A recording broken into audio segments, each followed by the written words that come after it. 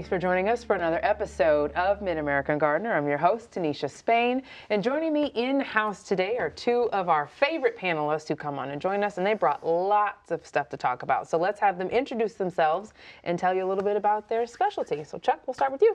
Okay, I'm still Chuck Voigt. I retired almost 8 years ago, which is unbelievable, from the University of Illinois Department of Crop Sciences, which is where horticulture resided at that point.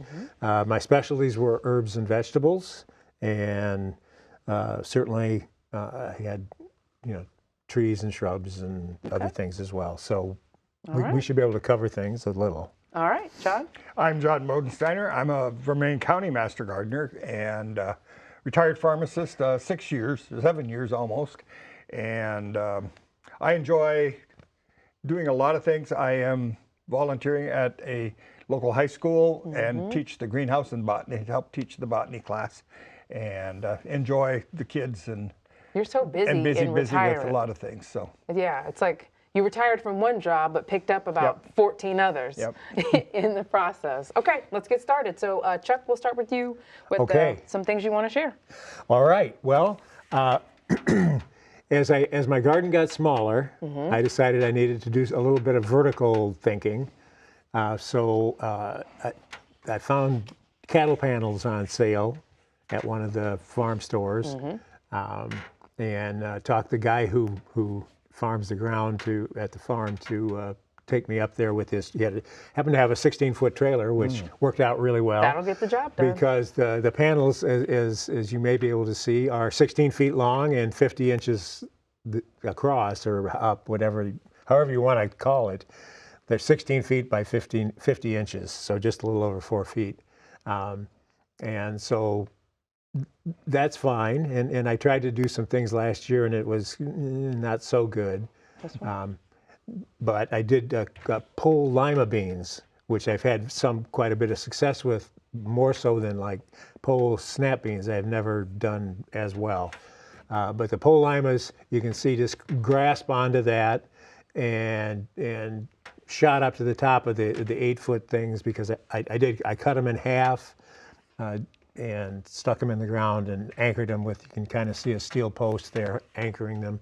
And they grew up to the top of that and just made a bundle of foliage there at the top. I think next year I'm going to take a 16-footer and put it across the top so they have somewhere to go once they get to the top. And I think that'll spread them out and probably increase the yield, because they'll get more sunshine as they aren't all in a glump there at the top. I was just going to ask, how was your yield? Did you get pretty good? Did they do well? Pretty good. Yeah, especially considering how dry it was through. We had one July was pretty good. We had about 4 inches and several showers in July. May and June, we had about an inch on the installment plan in tiny little batches that didn't matter. And then after July, August, and most of September, again, was just super dry. I also tried cucumbers, and they're not as strong a climbers. Okay. And so I ended up with them on the ground in the between, and it was hard to get in there. So I'm going to have to adjust how I do cucumbers and get them vertical. But the beans worked really well. I also did some bush soup beans. I did dark red kidney, white kidney, and one called Calypso, which is kind of fun because it's black and white, kind of speckled. I don't know. Do you want to? Yeah, let's look at the beans. All right. The pole limas, Christmas, is kind of dark purple and white striped. Is very nice. That one's pretty. Let's hold this one up. I really like this one. I got this one from Jim Long in Missouri.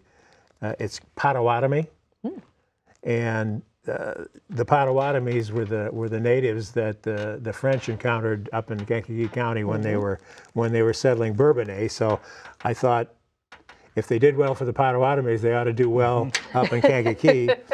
And then the white kidneys, which are essentially like a cannellini.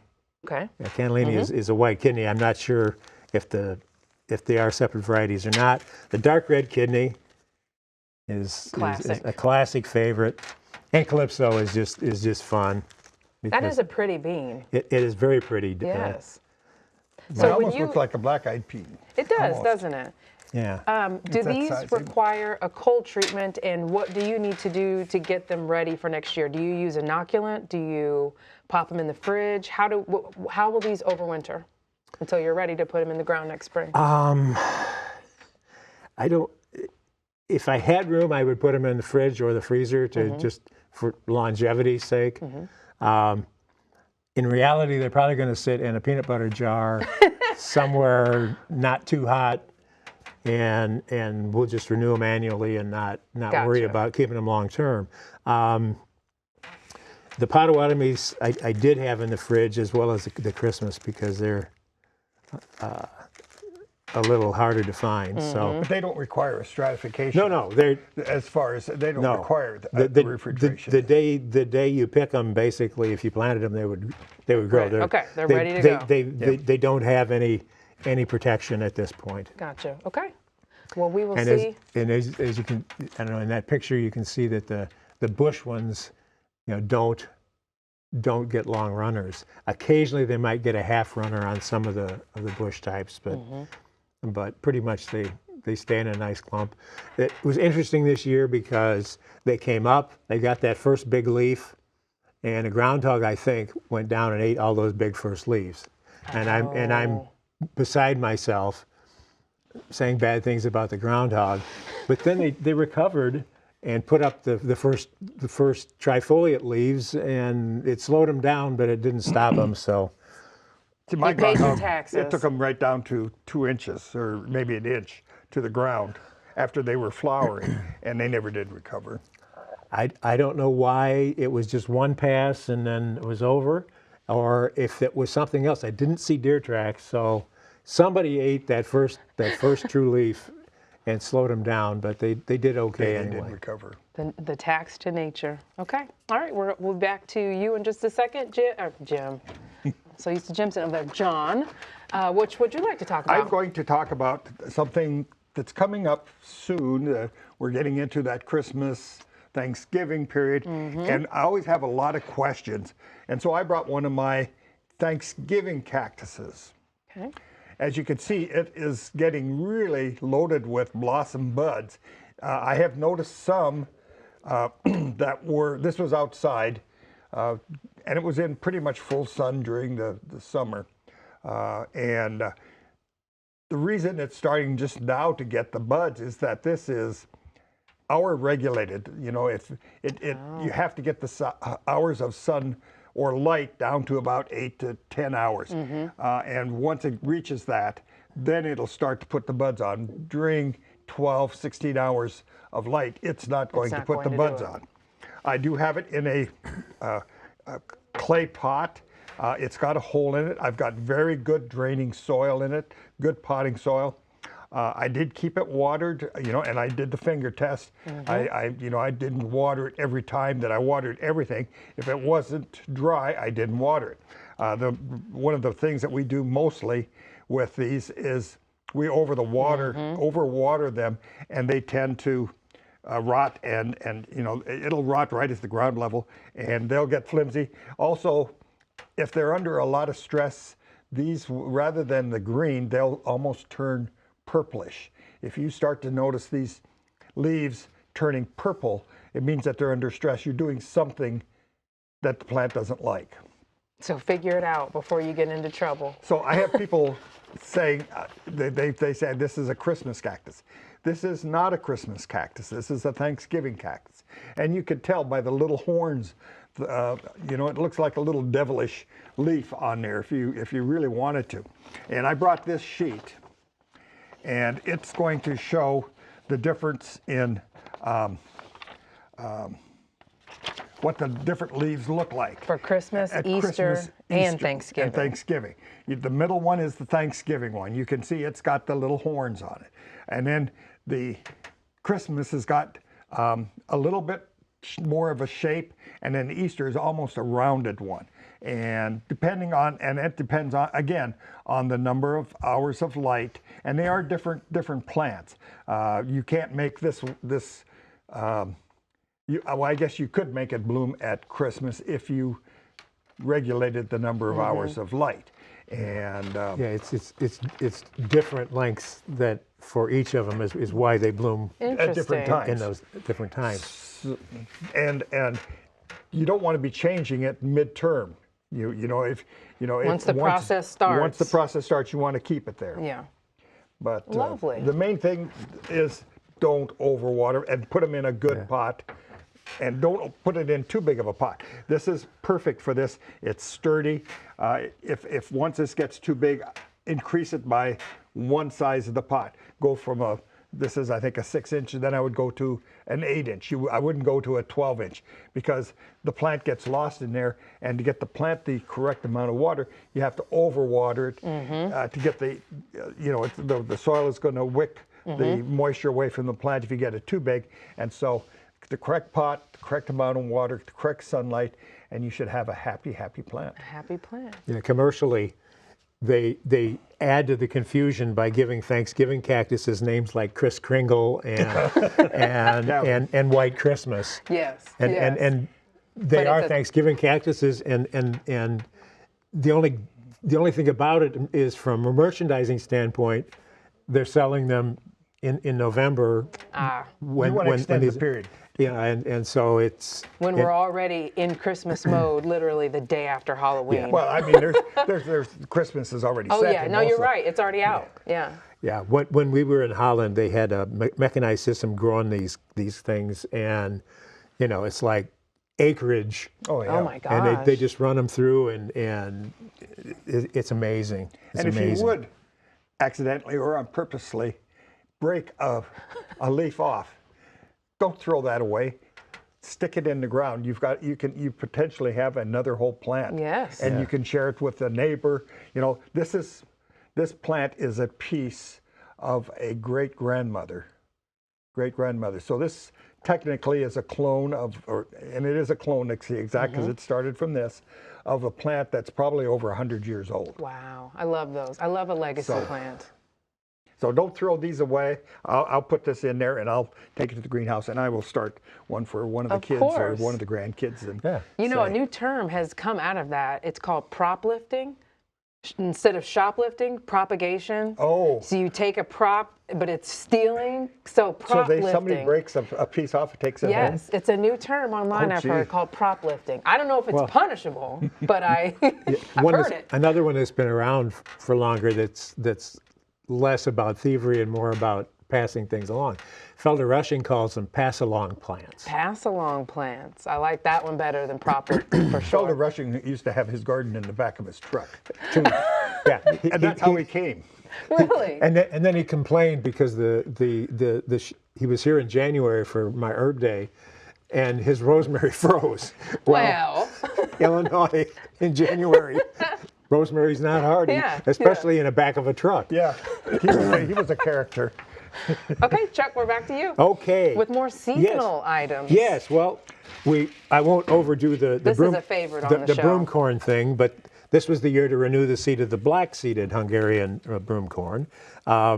It is, again, calling it corn is confusing because it's a sorghum, and we found that out the hard way. I was growing it out at the research farm, and they put corn herbicide on it, a pre-emergent corn herbicide, and it didn't come up because that's designed to kill things like shattercane and things that would be in a cornfield. But it is fairly sorghums are more drought tolerant than regular corn, so it did fairly well this year. The black traditionally does not have as good a broom straw as the red, and neither one of them has as good a broom straw as the modern type that they actually use for brooms. But there it is. I renewed the Now seed. these are seeds, yes? Yes, And those are, there's a big history. That's a long history. Isn't this the Hungarian? yes, yeah. Mrs. Louis Jorkos from Essex, Illinois, traded me the red and the black Hungarian broom corn for cow horn and a couple of other potatoes that I was growing at the time. There was an article about me in the Kankakee paper, and It was a whole thing, and we huh? made a connection, and so I've had that since well, it must be, it's almost 40 years. It was probably Wow. about 1985, so 38 years. So I've had that, kept it going. No noticeable crossover. The red stays red, the black stays black. And this was the year also to renew the miniature popcorn. And it can be calico like that, but I've also separated the colors. I've had yellow, orange, red, and black, separate colors. Now, do you eat these? Not Or really. just ornamental, just for funsies? Sure, you could, if you had a surplus, you could do that, dry it out good, and it would pop. There would be Little guys. kernels. Probably pretty intense flavor. The other thing to notice here is the tips, so that it didn't cross-pollinate with field corn, which was there on the farm with it. I planted this pretty late, and so corn earworms usually don't overwinter in northeastern Illinois. They have to come from down south, and so they show up late in the season. And so if I had planted this in May, probably would not have had this tip damage. But from a seed saving standpoint, it makes almost no difference. If I was selling this commercially, which I used to do, I used to have a deal with my mentor Joe out at Joe's Pumpkin Land here in Urbana, and I would bring hundreds and hundreds of these and sell them to him for way less than the labor that went into them. But so anyway, I've had pretty So are good. these two just basically for educational components, just to keep them alive and thriving and sort of, Yes. That's the yes. scientist in I, you. I introduced the Hungarian red and black to seed savers, and from there they got picked up some in commercial sources. So they may be safe, although sometimes you see them listed as mixed, and that Muddies the water. That becomes a mutt. Sure. So that's not good. So I'm keeping them going as long as I keep going and as long as I can keep going. I love these. I got those originally at a pigeon and bantam swap meet at the Kankakee County Fairgrounds. You are finding stuff at the coolest places. Well, the guy was growing it in his exotic bird pens, and then they were eating it, and I don't know, the oil content, something about it. He thought it really made their feathers pop Okay. in terms of color and shine and whatever. So Okay. So do you get one cub per? no, So I they're was gonna- multiples. I was going to They're say. multiples. Because I had it in so late this year, I had maybe only 3 or 4 per stalk. So that's a nice thing compared to regular. Yeah, I think it may show a little bit of primitiveness within it, maybe back to the teosinte even. I don't know, but they make lots of them, and if you're not being careful, you can go over the patch 3 or 4 times and still keep finding little ones that were kind of hidden. Sure.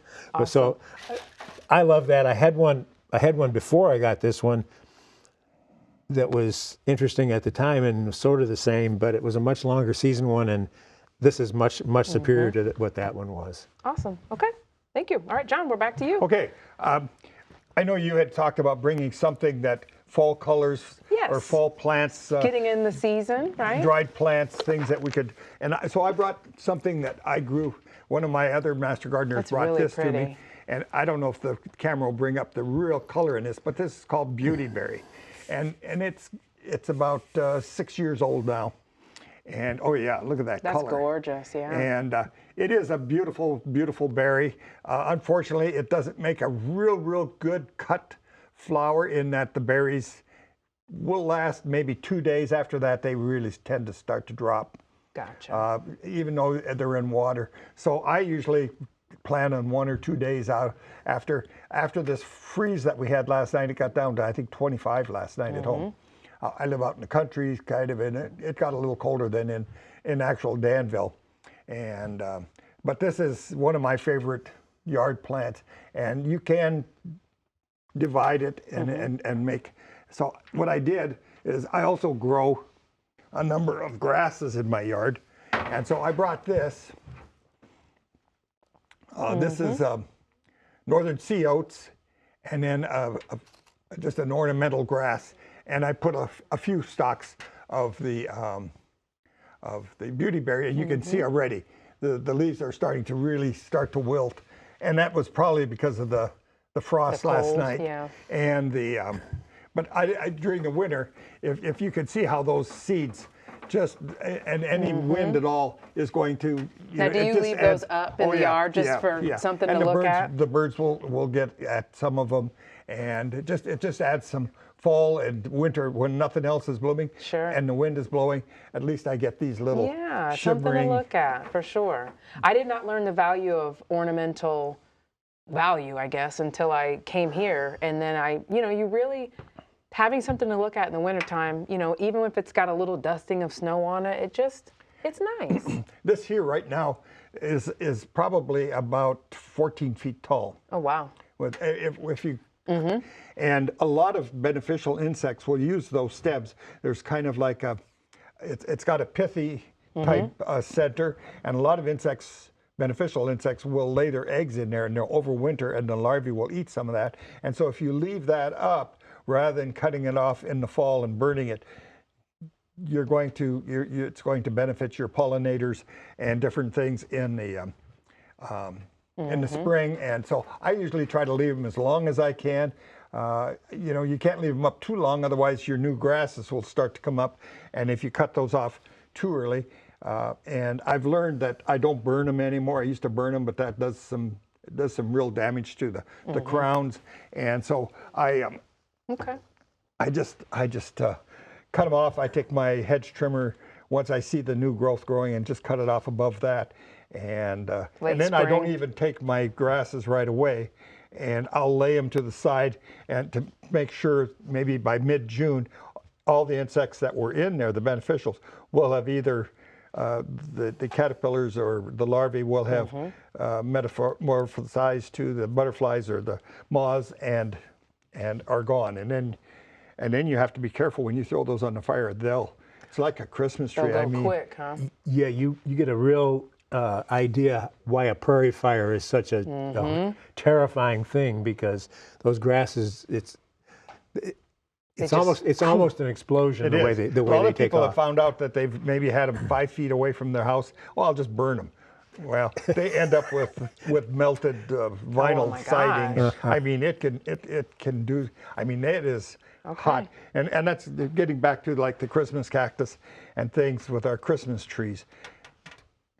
Christmas trees can blow up and erupt. They can change a room from 60, 70 degrees up to 600 degrees in no time. 60 seconds. Yikes.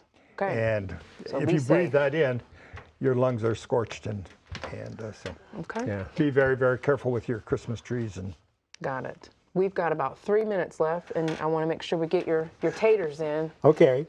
Well, we dug sweet potatoes 2 or 3 weeks. 2 years? Oh, okay. I thought you were talking about on the show. No, 2 or 3 weeks ago, and they turned out better than I expected. Again, because of the drought and all the situations. We did get some nice heat, which they liked. When I start my slips, I have them in these like little plastic window box things, and you can put like one variety in each end and keep them separate. And I never have the heart to just, I keep them for a while because you're never sure the first planting is going to survive. But then by the time you realize that's going to happen, these planters they're really pretty. Even the commercial root sweet potato plants are very pretty. They are. There's some cut leaves and some other things. And so I just keep watering them, and they keep growing. And this year, as I was dumping them out because it was going to freeze last night, I got a pleasant surprise. There's a couple that were even bigger than this, but the purple and the Ibis white cream and one of the others, and they all had cute, usable little roots. So we're going to have some baby sweet potatoes. There you go. And the other thing is, people grow the ornamentals, and you could grow these as ornamentals as well. But look in those planters when the tops freeze, because the roots are edible, even on Marguerite and Blackie and all of those things. Okay, I think we probably have about a minute, John. Do you want to get into your roses? Okay, this is available, at one of the stores, and I just bought it. I'm going to use it as a gift for my wife, a Halloween gift for her. And the nice thing with these is they're just fun to grow. You can't put them outside right now. You have to overwinter them. They are tender. Right now, I do have some that I have bought other years, and that we used, and that they've survived for 5, 6, 7 years. And this color is, and they're fragrant. They're just something nice to grow inside. And rather than cut flowers which last, and then you throw them away, buy a potted plant. Yeah, it may die, but you can just see the You'll get to look at it longer inside. and you may be able to put it out come spring, put it out and Let it grow out there. and it'll it's something else that you can add. We had a lot. We had the Alice in Wonderland, so I bought white and red ones, and we put them, and they've come back every year, and that was 8 years ago, I think. Okay. So maybe they'll last. And they're you know, you had to have, I had to have white, and we had a little artist that painted some of them red. They were pretending to paint because the Queen of Hearts wanted all red roses, and they had misplanted white ones, so they had to go and paint them in the story. But well, we'll end on that note. Thank you guys so much for coming in. Thank you so much for watching. And if you've got questions, you can send them in to us at yourgarden@gmail.com or search for us on Facebook and Instagram. Just look for Mid-American Gardener. And we will see you next time. Good night.